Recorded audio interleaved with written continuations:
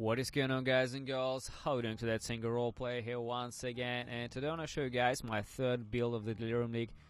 This is the Volatile Detonate Dead Hierophant, a very, I would say, off-meta variation of pretty popular, surprisingly volatile dead build that is running this league because of the new support gem, which is the Spellslinger support.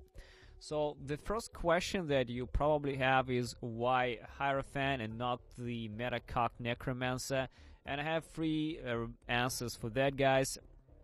The first answer is that for a long time ago I had the Inquisitor Volatile Dead build, which has never happened.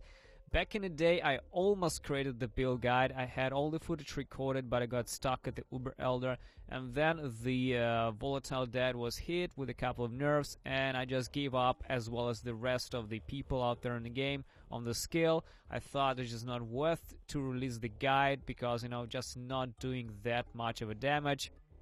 So I just gave up on the build. It was almost done and I gave up. So I kind of been waiting for this skill to be viable again so that I can finally create the fully pledged build guide for that. The second reason is back in the day when Poet's Pen was introduced into the game, there was a really cool build which used Hierophant Ascendancy with the Warlord's Mark, which allowed to leech spell damage. The Hierophant was super tanky and used in hardcore, which he ran with about like 8 Enduring Charities, like 7 to 8 Calms Heart and all that shit. It has enormous like 8,000, 9,000 life, has very tanky, highly tanky build, which was kind of a thing that I wanted to try in for quite a while. I wanted to definitely try to see if it's still viable. Can I bring it back from the dead? So I kind of memorized that old build and wanted to try it out, considering the fact that Volatile Dead is back from the dead with the Spellslinger support. Poet's Pen, always you're tied to the Freeling, but Spellslinger support allows you to use the skills on a 4-link, 5-link, effectively in a 6-link, so it's way more damage in general than before. And the last reason is definitely that I didn't want to follow the common Necro path, even though I can tell you that Necromancer does like 10 to 15% more damage than the Hierophant, definitely, because there are a lot more damage option in the Necromancer. It works better with the corpses, it is faster, it has +2 to minion jams and all that fancy stuff. Speaking about the toughness, the reason why I decided to play Hierophant is to utilize the Enduring Charities, and the build runs with 5 to 7 Enduring Charities quite easily. I ran with 7 for a while, and then I switched over to 5 in order to get a little more flat energy shield for this reason. Just a little substitute, as I felt that 7 Enduring Charities is not really necessary. So one of the reasons why I decided to play this. So comparing to the Necromancer, I would say that it's a comparable toughness, but Hierophant has quite an interesting amount of things in it. First of all, it's about 1,000 more energy shield, so you can see I'm running like 10.6 thousand here, and I can go with as high as about 12,000 energy shield. No Necromancer can run this amount of energy shield, even with a shit ton of investment. The Necromancer has to stack block. This is the only way how Necro can survive, and they stack block quite effectively, but I would say that I wanted to do, like I said, a different way. I wanted to just run around without any block, just pure physical damage reduction, pure Enduring Charges, pure leech, all kind of charges. And I didn't want to mess around with the block with this build whatsoever, because I wanted to leave this to the Necromancers. So in general, how this works is you, because of the Hierophant Ascendancy, you always gain power charges when you kill an enemy, and when you gain the power charge, you always gain Enduring Charges. So you constantly get both endurance and power charges naturally. You don't need Enduring Cry really, you don't need power charge and critical. This is what Necromancers use. So it saves quite a bit of things, and it's a decent quality of life, I would say. At the same time, Hierophant get transfiguration of the mind, as far as I can remember. which also gives you increased damage based on the increased mana. And since we have like 130% increased mana, we get some kind of a damage on top of that. Another thing is 20% of max mana as energy shield, so this is one of the sources where Hierophant gets his 10,000 more energy shield, so he's always kind of has more energy shield than the Necromancer. And overall, it's a pretty flexible, strong off-meta variation that I can totally recommend you guys to try if you don't wanna play the meta version of the Necromancer like everyone does. So definitely check it out. And let's get to the path of building right now. Before we go further into the video, I would like to stop for a second and thank my Patreon supporters and Twitch subscribers. You guys are making a huge impact on my life and allow me to get going and continue creating content for all of you. Thank you so much. If you want to make it into the list and immortalize yourself on the internet, join Patreon to get sneak peeks and behind the scenes footage of my work. I'm always looking for feedback on my content, guys, in order to improve, so making sure you always leave comment, like or dislike. Your reaction is very important. And remember, you, yes you, are making a difference.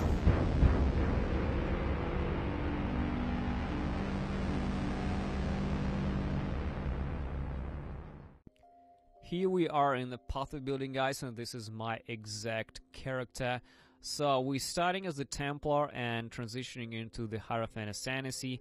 The first thing you need to take is definitely some crits so that you can start critting early. It's a major impact on the damage. So take the shortcut over here. We don't really need to go this elemental damage. It saves us 2 points. So the first thing which I would personally take is either to the right side to get these crits, Annihilation, and the Doomcast, and then straight over to the left to get the Spiritual Aid and Rider's Army, which should give us some extra attack speed.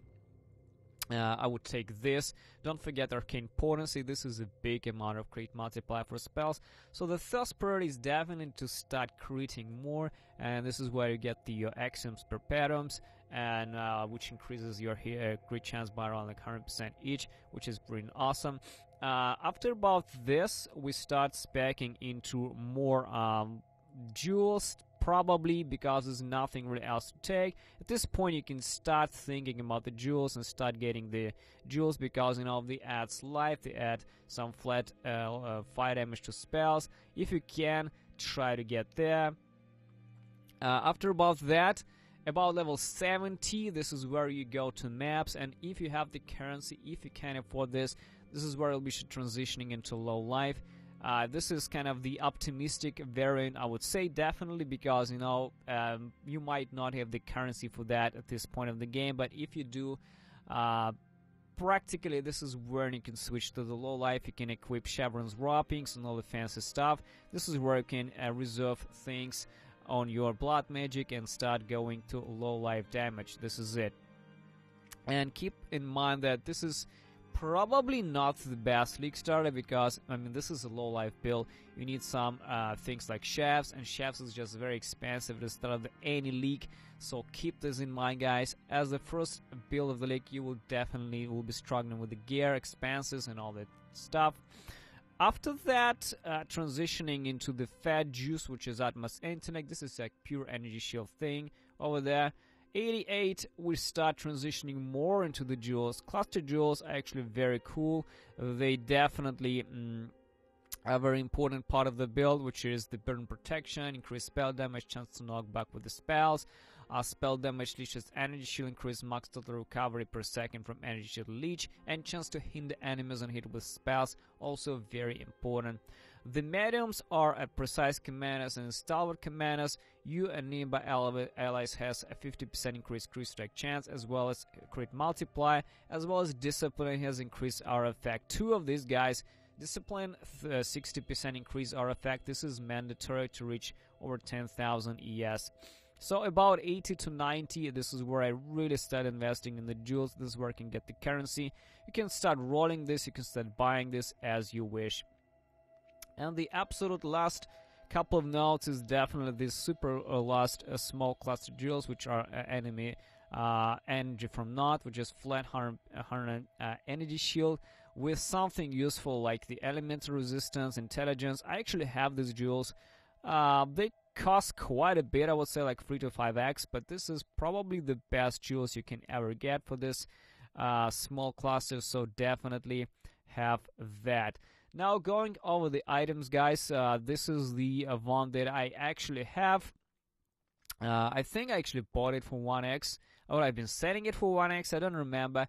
So what I need to have on this is the spell damage, fire damage to spells, crit multi if you can get it, and trigger spell when you use a skill, and added fire damage. This is the multi-mod over here. I don't have the multi-mod here. I will add it probably so that you will know that there is a multi-mod on this one.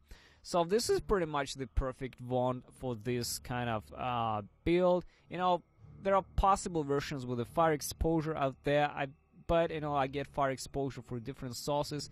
You don't need fire exposure on the one because it will take a spot on one of the mods. You don't need it here. The offhand is the Prism Garden. This is basically to give you reduced mana reservation for the low life, and it is supported by blood magic, so you can place 3 auras here and have really solid low life reservation for that. Also keep in mind that there are 2 corruptions that you might need to chase if you balance your resist. Like if your resist are fine, you can start looking for things like +2 to level socketed AoE gems or +2 to socketed aura gems. For some unknown reason, the aura gems corruption is always more expensive, even though auras are all practically AoE gems. But the AoE gems seems to be cheaper, so just get one with the AoE gems if you can. The helmet is the crown of the inward eye. This is one of the strongest all-around, I would say, helms in the game. This gives you transfigurations. This gives you increased max mana and energy shield. There's so much things you can take on this. And the helmet enchant is skill supported by the Spellslinger. Have 30% increased cooldown recovery speed. Overall, I would say it's not really groundbreaking helmet enchant, but there's one important thing that makes it smoother, because the innate Spellslinger support has built-in cooldown, like any cooldown based skills, which are kind of triggering all kind of shit like the Poet's Man and the rest.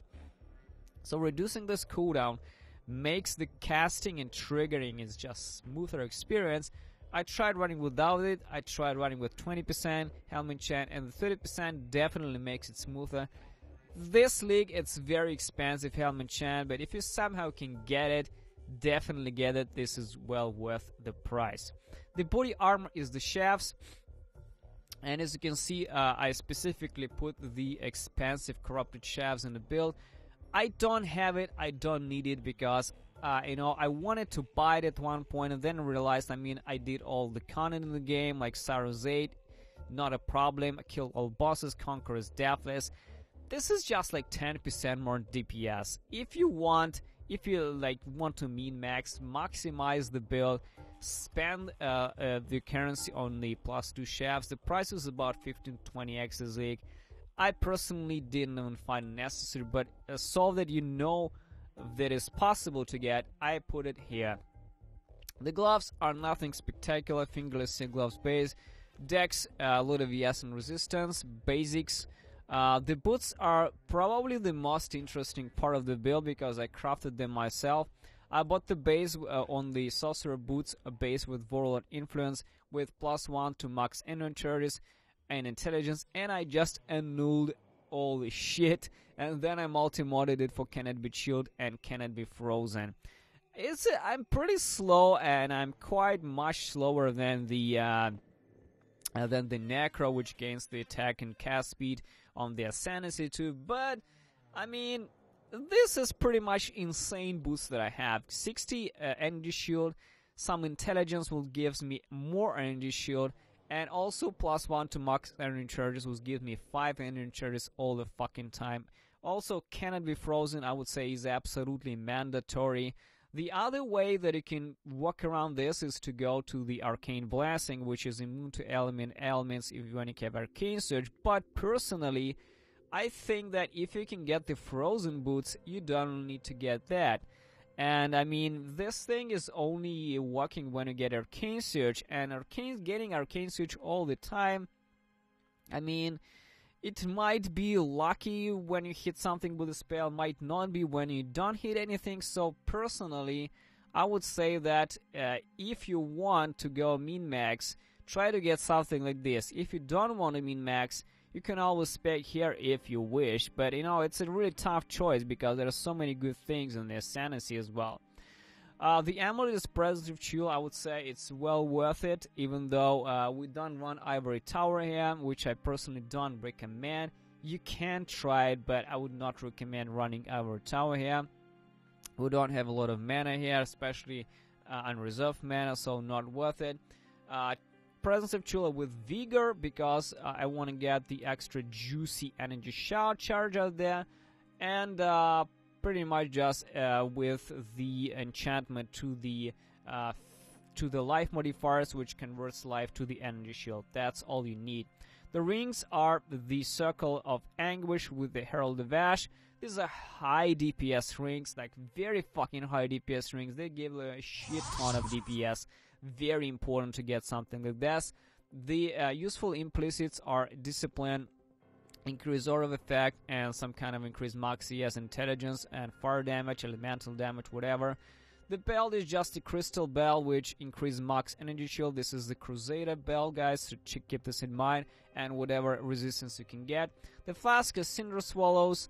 Diamond Flask for the crate. Bottle Faith is your hand hunter flask. If you can get it, definitely get it. This is huge amount of fucking damage here. And a Wise Oak, since will always penetrate the fire res, make sure your fire res is always the highest. The rest is the Basalt, just to give you a little more physical damage reduction, which I believe is mandatory. The Socketed Jewels are, you can see there's multiple of them, already talk about them. There's one Transcendent Flash over here on the left, which is also kind of a min-max. It just gives you a crit multiply here. And the last one is the Watcher's Eye. I run this Watcher's Eye, which is kind of the, I would say, the cheap version of Watcher's Eye. This is about 10x, not that crazy. I also included this Insane Watcher's Eye, which is kind of very expensive, 75x is what I saw in the trade. And this gives you clarity as well. If you can get the clarity somewhere, you can get, like, let's say we enable clarity somewhere, and we get over almost like 12,000 ES, guys. This is pretty sick how much ES you can get on that. But I have this kind of a cheap version on my build for now. So that's it for the items. So here are the actual skills, and this is where we attach our Volatile Dat and Detonate Dat to the Spellslinger support.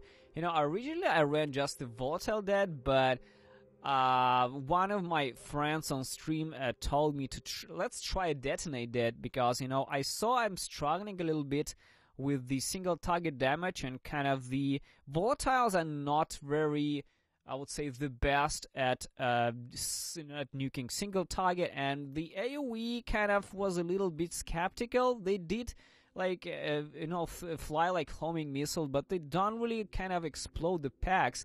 And this is where we came up with the idea to use Detonate Dat, and this is where the thing became really fucking smooth, guys. So, as you can see, the damage is about 400k on the one Volatile Dat spell, and on the Detonate that's about 600k too. That's about combined million. And this is just one ball and one explosion. Keep in mind that we're spawning like tens of these, dozens of these things, so the damage is way higher than that. One important thing about the Spellslinger support that you need to understand how the fuck it functions. So the first, it functions in two different ways. First, mechanically, how does it work? You attach the supported skills that you want to trigger, and Spellslinger support reserves the amount of mana cost and multiplies it by the amount of supports you attach to the Spellslinger and the skill itself. So it kind of reserves the amount of your mana cost that you are supposed to use to trigger this exact skill. So you need to make sure you have enough mana left to trigger and cast this spell. So that's very important.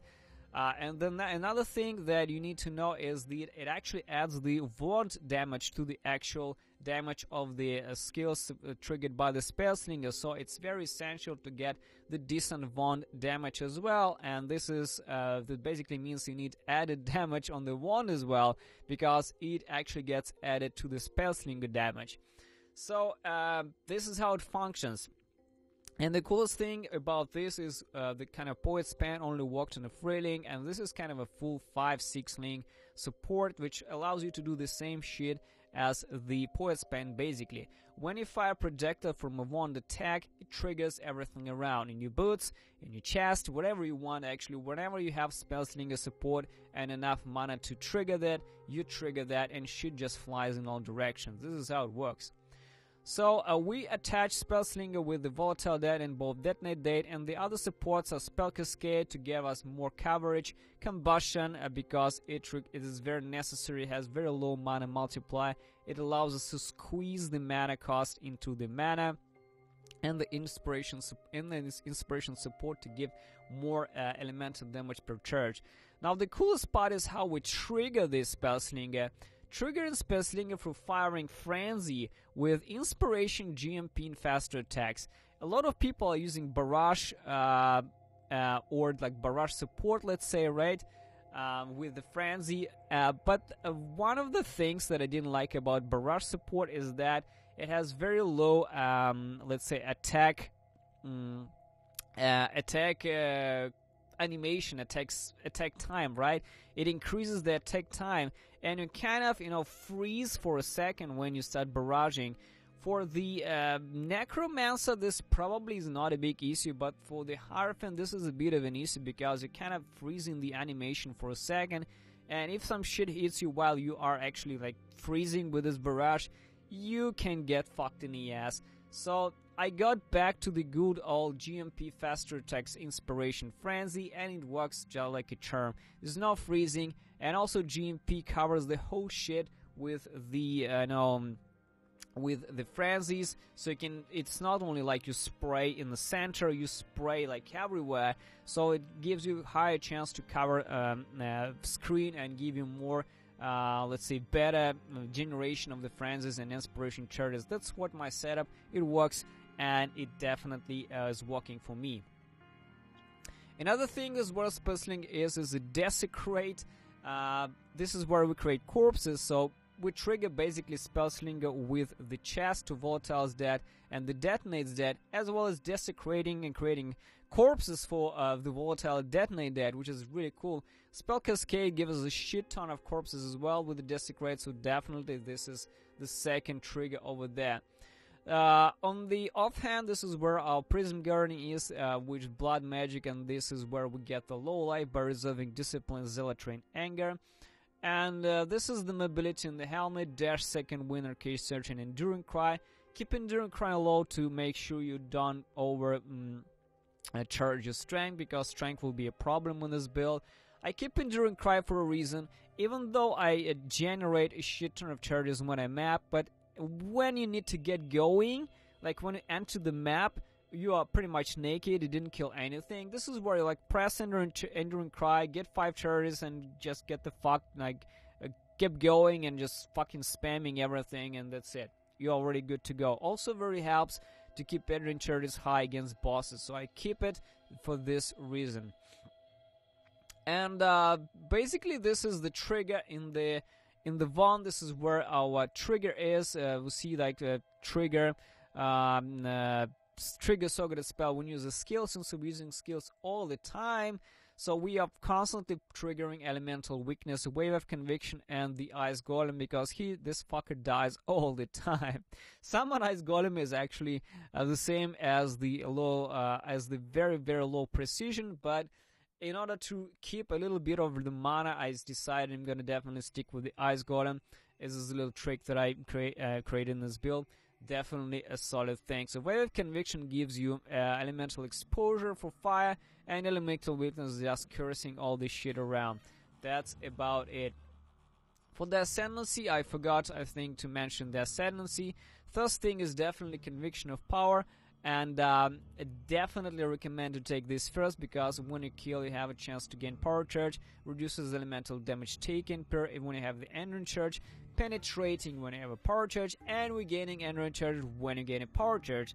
So this is where we get all the fucking power charges and the endurance charges all the time, easy peasy. The second is definitely the Divine Guidance, just increased mana and Transfiguration of the Mind, which gives us damage based on the mana we have. And the third is the Sanctuary of Thought, which gets on 20% of max mana as extra mana energy shield and less reservation of skills. That's why this is one of the reasons we can actually squeeze so much shit there as well. And the last one is the Eliminated Devotion. There's nothing better than that. We pretty much all the time have the Arcane Surge, because we're using Second Wind with Dash. We're spending mana with Dash and do it all the time, so Arcane Surge is there all the time. So we have increased area of effect and 40% increased spell damage all the time. The spell damage Lich's Life, I would say, is not important, because we're not taking the Ghost River, because Ghost River doesn't work with spells, it only works with the attacks, so we don't really give a shit about that. So that's about it, guys, for the skills. That's about it, let's get going. So that's about it for the build, guys. I really hope you enjoyed it. I had a lot of fun playing this character, honestly, because it really worked kind of even better than I thought, and overall it was a success, because, you know, before I make the build, I always have this kind of plan in mind, kind of a, you know, what I want to do with this, will it work or not, and then I start playing it and see, like, what I can fix, does it work, and what I can do to make it better.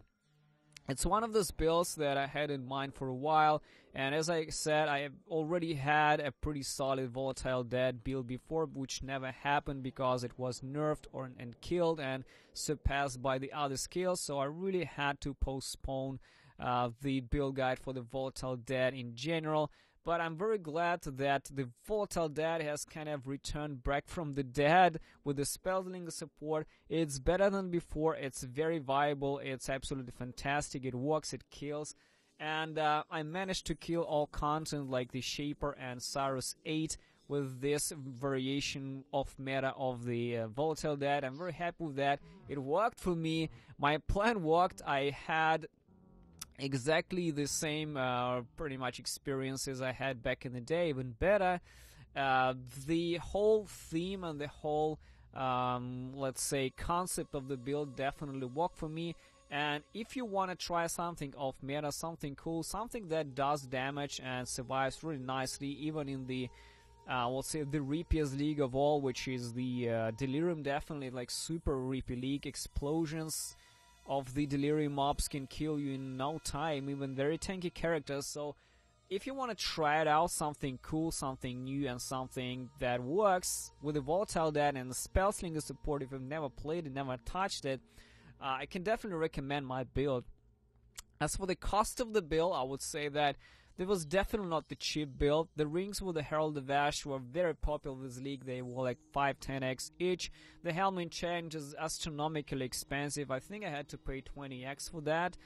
Shavs is actually the least expensive item in the build. The rest is more expensive. The Watcher's Eye was very lucky with this. I paid like nothing for this. So overall, I would say it's not an expensive build, but it's definitely not gonna make all content on like one Exalt investment. It's a pretty moderately expensive build, I would say, for the majority of the new players out there. But if you know what you're doing, if you know you can generate a little bit of currency, you can try it out. This is really cool shit. I can't wait to present more cool build guides for you guys. Thanks for watching, and see you next time.